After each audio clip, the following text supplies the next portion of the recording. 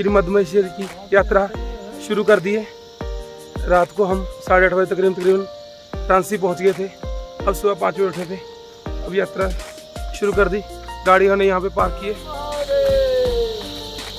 जय शंकर, हर हर महादेव। केदारनाथ जी की यात्रा करने के पश्चात हम वहाँ से जल्दी ही अपनी गाड़ी में श्री मध्यमेश्वर जी के लिए निकल पड़े।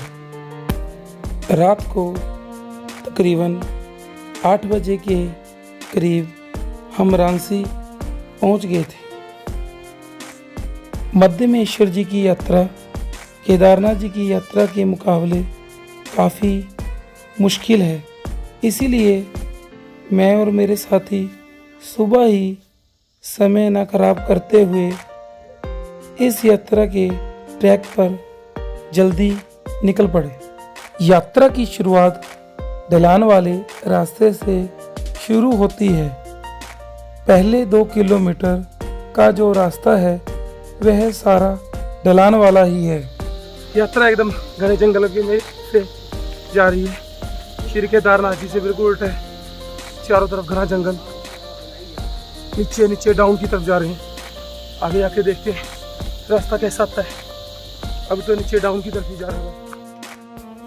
मैं और मेरे साथियों ने यात्रा की शुरुआत बड़ी तेजी के साथ शुरू की, क्योंकि श्री मध्यमेश्वर जी की यात्रा का ट्रैक काफ़ी लंबा और मुश्किल है।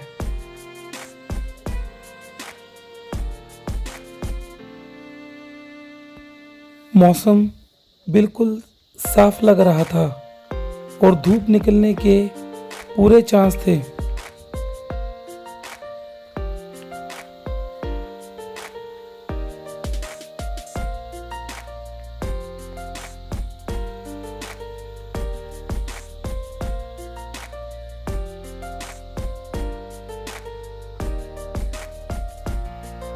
काफ़ी दूर मुझे एक झरना दिखाई दिया जो काफ़ी ऊपर से गिर रहा था,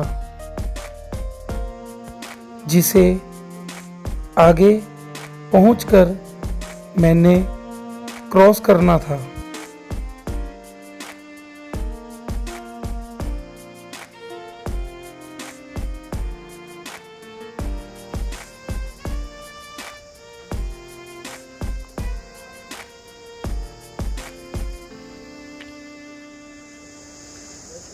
वृक्षों के बीच में से कभी कभी चौखंबा पर्वत भी दिखाई दे रहा था।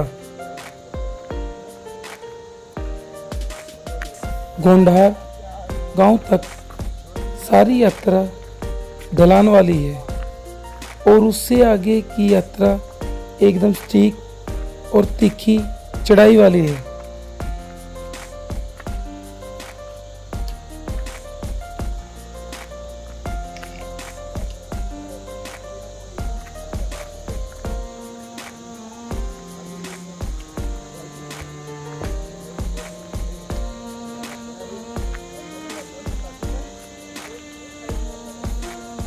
मैं जैसे जैसे आगे की तरफ बढ़ रहा था वैसे वैसे जंगल और भी घना हो रहा था। एकदम शांत वातावरण था और ठंडी ठंडी हवा चल रही थी।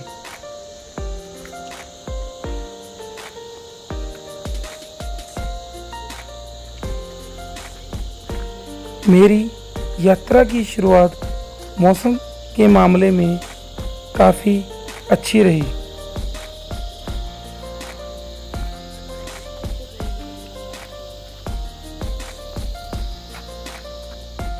जय शंकर जी, हो गए दर्शन जी? जय शंकर। बारिश कितनी है? ठीक है जी, भैया ने बताया बारिश बिल्कुल नहीं है, मौसम साफ है।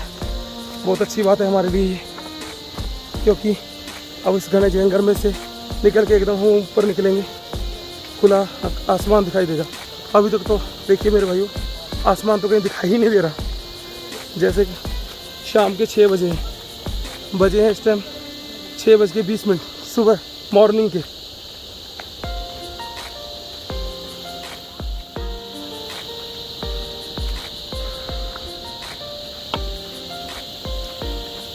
जय शंकर।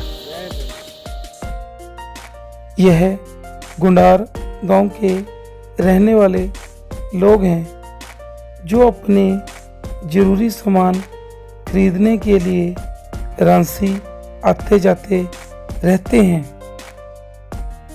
यह दूर जो नदी बहती हुई दिखाई दे रही है, इसका नाम मध्य महेश्वरी गंगा है।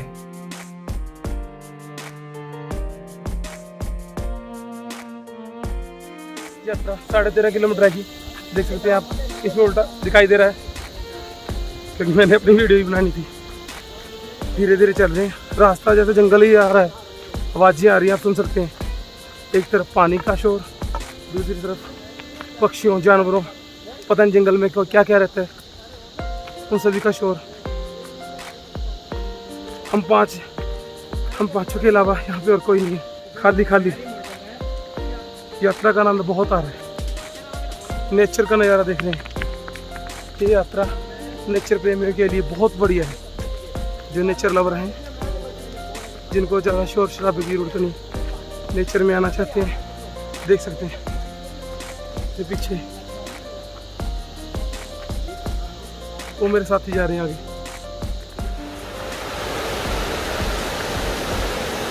यात्रा में जाते हुए हमें पहला झरना मिल रहा है, ये मेरे साथ।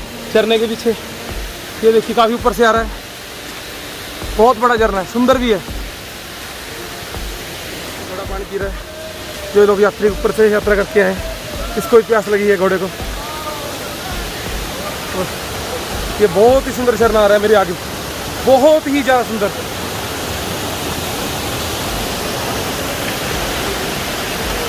बहुत बड़ा झरना है, देखिए बहुत सुंदर झरना। पानी मेरे यहाँ तक आ रहा है, इतना बहुत तेज है झरने का। कुदरत के नज़ारे यहाँ बदलाता है, कोई नहीं है। 1.5 किलोमीटर की उतराई के बाद अब पहली चढ़ाई शुरू हुई है, देख सकते हैं। अब थोड़ी सी सांस फूल रही है, अब धीरे धीरे जाएंगे क्योंकि पहले उतरना था, अब ऊपर चढ़ना है, सांस ही फूलने लगी।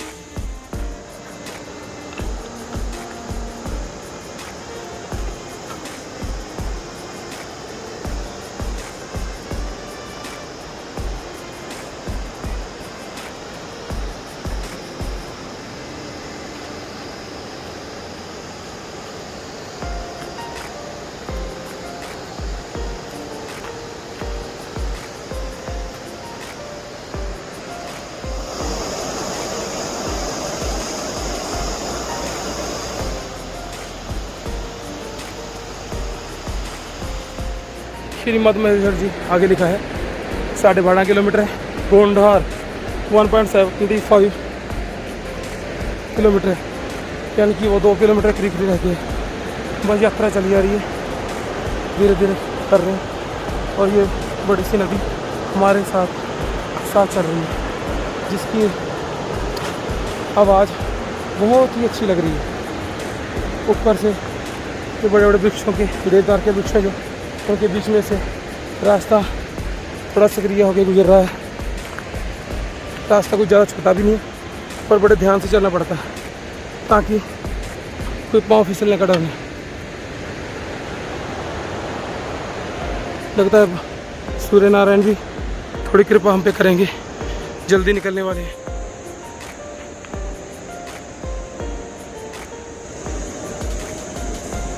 सूर्य की रोशनी पहाड़ियों पर साफ दिखाई दे रही थी, जिससे पहाड़ों का रंग पहले से सुंदर लग रहा था।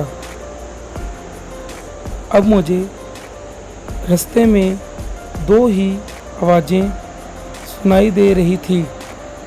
एक तो पास में बहती नदी की आवाज़ और दूसरी जंगल में झिंगूर की आवाज़।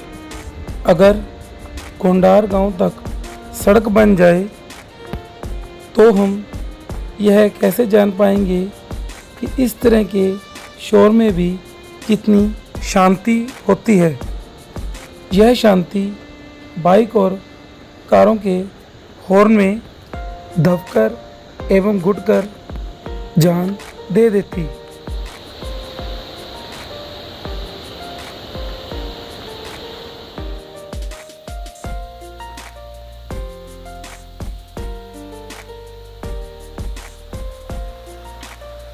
यात्रा में कई छोटे छोटे झरने आते हैं, परंतु अच्छी बात ये है कि इनको क्रॉस करने के लिए लोहे के पुल बनाए हुए हैं।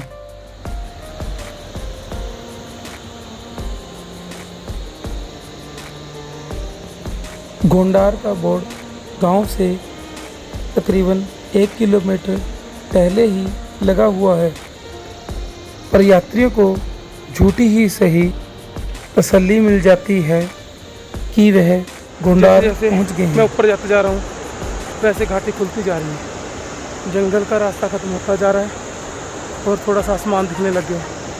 सूर्यदेव भी वहाँ पे निकलने वाले हैं, उनकी किरणें नजर आने लगी हैं, थोड़ा सा सांस आने लगा है, रोशनी सी मिली है। पहले तो बिल्कुल जंगल रास्ता था।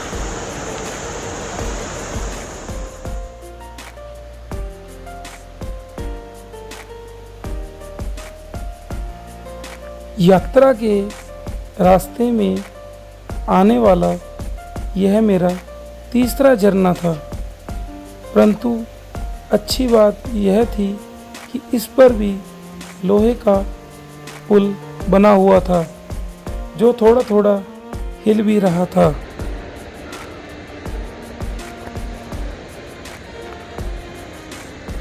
रांची से गोंडार का रास्ता अंग्रेजी के अक्षर W की तरह था। मैं ऊपर चढ़ता था और फिर नीचे आ जाता था, जिस कारण यह रास्ता उतना आसान नहीं था जितना मैंने सोचा था। अब गोंडार गांव भी दिखाई दे रहा था। मधमेश्वर जी यहाँ से 10 किलोमीटर से थोड़ा ज़्यादा 300 मीटर ऊपर रह गए हैं। गोंडार हम पहुँच चुके हैं। गोंडार गांव है, देख सकते हैं, छोटा सा गांव है, प्यारा सा, काफ़ी सुंदर है। थोड़ी बहुत दुकानें भी हैं, फ्लावर भी बहुत अच्छे लगे हुए हैं, काफ़ी, ये बहुत सुंदर है।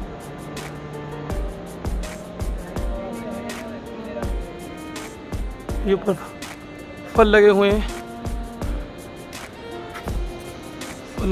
फलों से वृक्ष लदे पड़े हैं। मैं दिखाता हूँ आपको।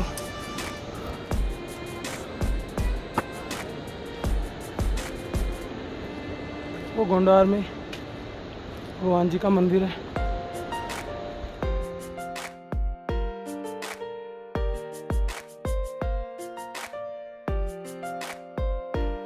गोंडार एक छोटा सा गांव है जो कि बिल्कुल मधमेश्वरी गंगा के साथ बसा हुआ है।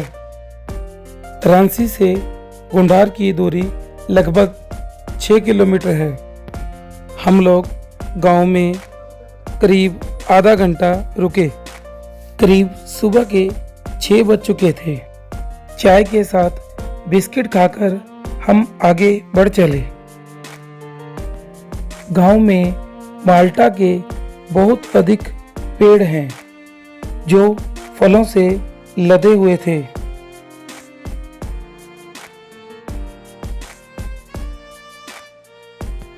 यहाँ बाथू बहुत होता है जिसकी पिसाई करके गांव वाले इसका आटा बनाते हैं। लाल मिर्च यहाँ पर बहुत होती है।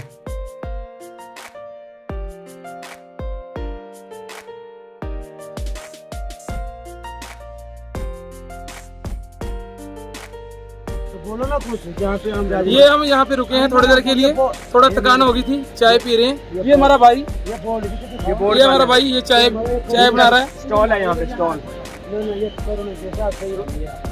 सुबह रांची से चले थे, तकरीबन 5 किलोमीटर ऊपर आ गए। ये देखिए हिमालय ढाबा, सर्दी है, थोड़ी थोड़ी चाय पीते हैं फिर ऊपर चलते हैं। सूर्य नारायण ने अपनी तेज छवि छोड़ दी, जिसे सारी घाटी गोल्डन सी महसूस हो रही है। मौसम एकदम क्लियर साफ के साथ में हमारी नदी चल रही है, बिल्कुल ग्रीनरी नजर आ रही है।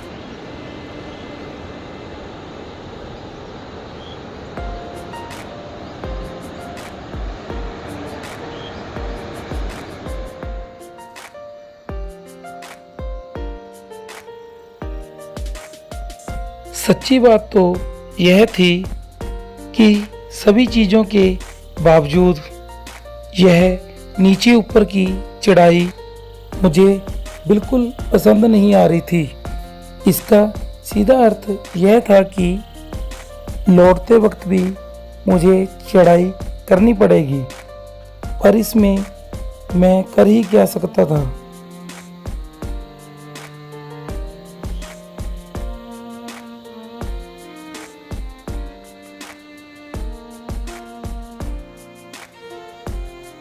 अक्टूबर का महीना होने के कारण पेड़ पौधे रंग बिरंगे लग रहे थे, जो कि बहुत सुंदर लग रहे थे।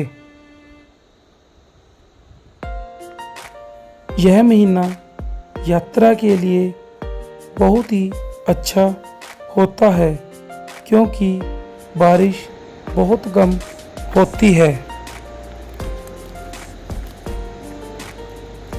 धूप तो निकली हुई है और हाइट बढ़ने के कारण जैसे जैसे मैं ऊपर बढ़ रहा हूँ वैसे वैसे थोड़ी ठंड बढ़ रही है, इसलिए मैंने फुल आर्म की टी शर्ट पहन ली है, कहीं हाफ आर्म में ठंड लग के जुकाम ना हो जाए। अभी रास्ता लंबा है।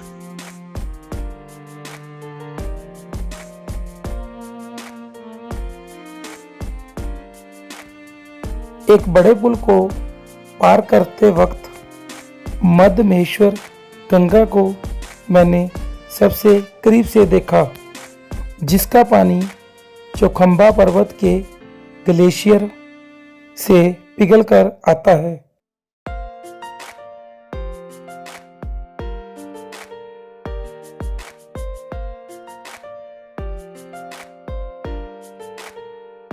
अब हम संगम बनतौली पहुंच गए। ये गांव का दृश्य है, छोटा सा गांव है, बहुत ही प्यारा।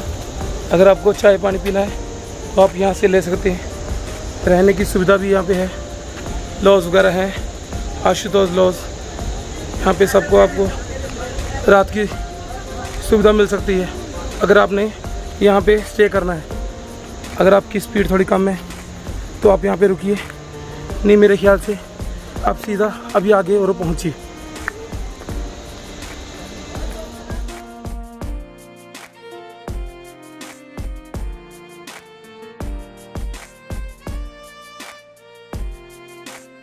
इससे आगे मुझे खड़रा, नानू, मैखंबा, कुंचट्टी होके आखिर में श्री मध्य महेश्वर जी पहुंचना था, जिसकी दूरी तकरीबन 9 किलोमीटर के पास थी।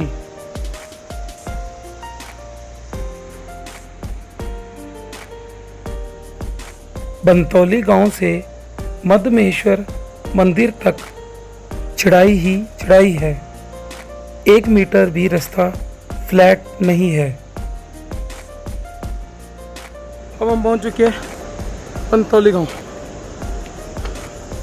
यहाँ से रास्ता काफ़ी चढ़ाई वाला है। ये बच्चे बैठे हैं। हेलो बच्चों, यहाँ पे भी आप स्टे कर सकते हैं, आप रुकना चाहते हैं। एक ये बड़ा बच्चा छोटे साइकिल पे आ रहा है। हेलो, क्या हाल है? यहाँ पे भी आप रुक सकते हैं। जय शंकर माता जी। यहाँ पे ये भी गांव काफ़ी सुंदर है, फ्लावर वगैरह लगे हुए हैं।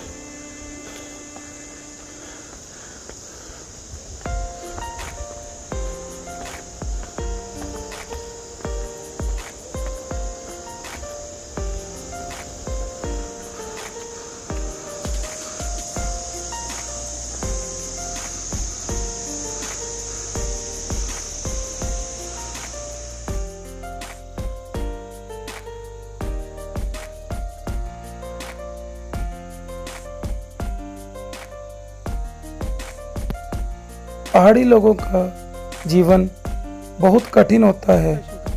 यह मेहनती भी बहुत होते हैं क्योंकि यहाँ पर मोटरसाइकिल और गाड़ी नहीं होती।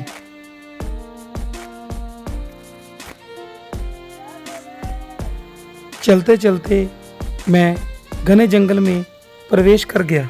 अब मुझे थकान भी बहुत हो चुकी थी, इसलिए थोड़ी देर मैंने यहाँ पर रुककर अपने साथियों का इंतज़ार किया और इकट्ठे होकर हमने यहाँ पर कुछ देर मस्ती भी की।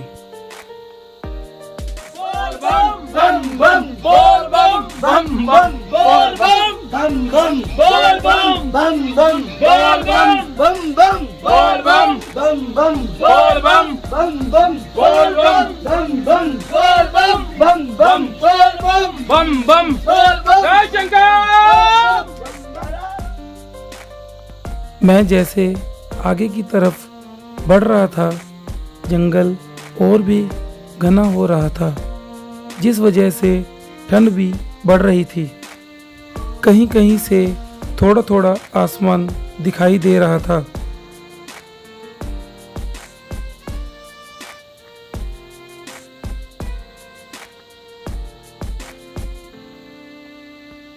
हर तरफ हरियाली ही हरियाली नजर आ रही थी। प्रदूषण का तो नामो निशान तक नहीं था।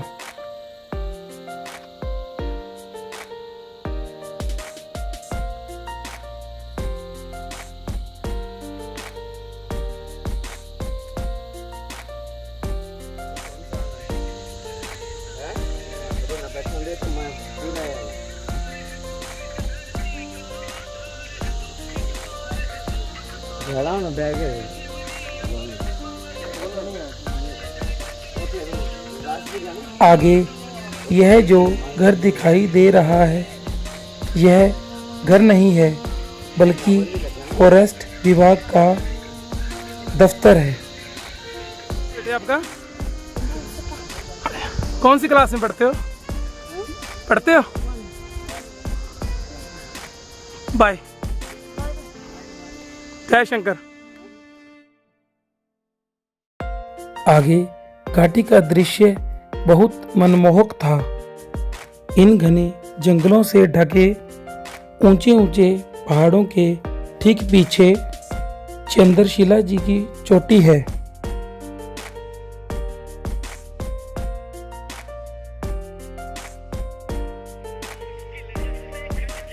खाली पड़े एक बेंच पर मैं बैठकर इन ऊंचे ऊंचे सुंदर पहाड़ों और वादियों को देखता रहा और इनको निहारता भी रहा।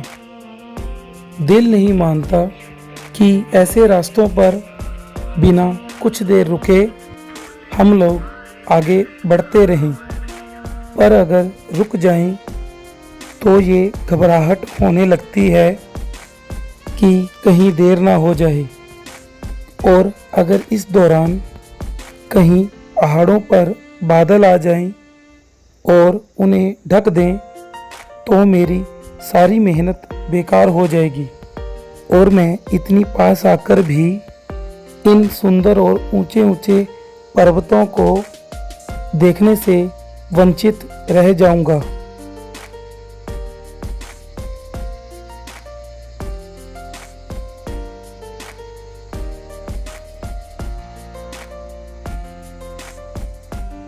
थक गया हूँ थोड़ा, सोचा थोड़ा सा आराम किया जाए। आप देख सकते हैं थोड़ी थोड़ी दूरी पर ऐसे बेंच बने हुए हैं। अब बैठ सकते हैं, कुछ पल फ़ोटो खींचें, आराम करें और धीरे धीरे अपनी यात्रा को संपूर्ण करें। जैसा कि हर ऊंचे ट्रैक्स रूट में होता है, मैं जैसे जैसे ऊपर की तरफ जा रहा था, दृश्य उतना ही लुभावना और मनमोहक होता जा रहा था। इस जगह पर पहाड़ों के ऊपर बादल बहुत सुंदर दिखाई दे रहे थे, तो मैंने सोचा क्यों ना यहाँ पर रुककर टाइम लैप्स बनाया जाए।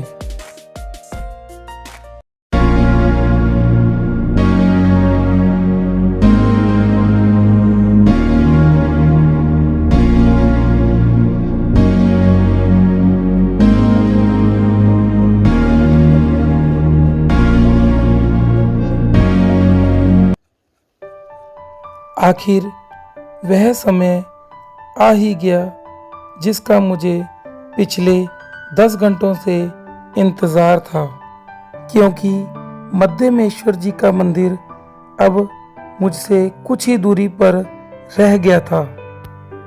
ऊंचे ऊंचे गोल्डन पहाड़ों से ढकी थी यह खूबसूरत घाटी, और इन सब के बीच में था द्वितीय केदार जी का भव्य दिखने वाला मंदिर। पौराणिक कथाओं के अनुसार इस मंदिर का निर्माण पांडवों द्वारा किया गया है। इतनी ऊंचाई पर इतना भव्य मंदिर देखकर बहुत हैरानी होती है। यह मंदिर बाहर से वैसा ही प्रतीत हो रहा था जैसा केदारनाथ और तुंगनाथ में। यह काफी रमणीय स्थान था। जब शरीर थकान से टूट रहा हो, इस तरह के जीवंत नज़ारों को देखकर शरीर की सारी थकान दूर हो जाती है। मंदिर के अंदर कैमरा ले जाना वर्जित है।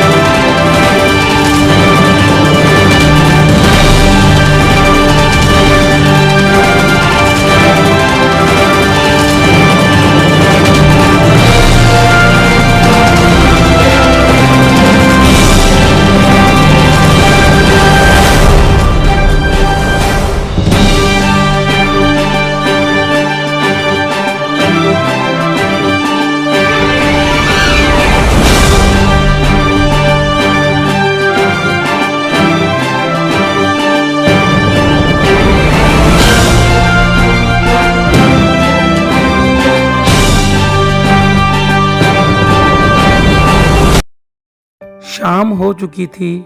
आरती का समय होने के कारण मंदिर के कपाट कुछ ही देर में खुलने वाले थे। मैंने और मेरे साथियों ने मंदिर के अंदर जाकर मद्देमेश्वर जी के दर्शन किए और वहां पे पाठ पूजा की। शाम होने के कारण पर्वतों और बादलों का रंग लाल हो गया था, जिससे मंदिर के चारों तरफ का दृश्य बहुत ही सुंदर हो चुका था।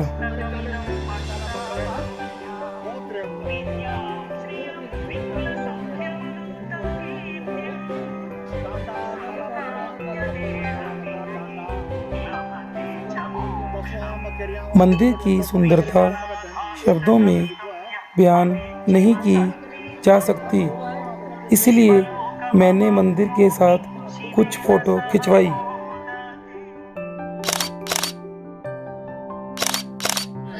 मद्देमेश्वर कीजिए दर्शन। आरती का समय हो गया, मंदिर अब खुलने वाला है। हमें पहुंचे कोई घंटा हुआ। खूब वीडियोग्राफी की, खूब फोटो खींची। देखिए मौसम, देखिए मेरे। अभी हम वहीं पे हैं। आरती के बाद रूम में जाएंगे और वहाँ पे विश्राम करेंगे। कल यात्रा फिर हमने ऊपर करनी है बूढ़ा केदार जी की, वहाँ पे जाएंगे। मध्य महेश्वर जी के दर्शन करने के पश्चात मेरे द्वितीय केदार जी की यात्रा निर्विघ्न संपूर्ण हो गई थी। मंदिर में आरती भी शुरू हो गई थी। पंडित जी मंदिर के अंदर आरती कर रहे थे।